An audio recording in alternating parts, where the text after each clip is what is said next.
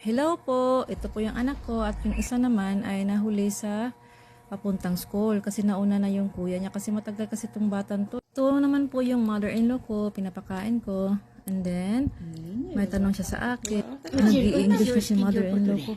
Lagot ako nito, hindi ako marunong. Doing the Tatanong siya tungkol sa anak niya kung nagpapadala daw ng pera. After ko po siya pagpakain ko kay mother-in-law, dito naman po ko sa kusina, naghuhugas ng plato, kasi nga madami ng pinggan na hugasan. Pinupunasan ko po yung lababo namin, kasi nga hindi ko pa nalinis kasi yung mga bata. Alam mo na, pag umaga, busy, magluluto, magpapakain sa mga alaga namin, then tapos ipapasakay ko yung mga bata. Ito talaga yung buhay natin. Kala niyo siguro wala akong trabaho. Cellphone lang. Hindi po.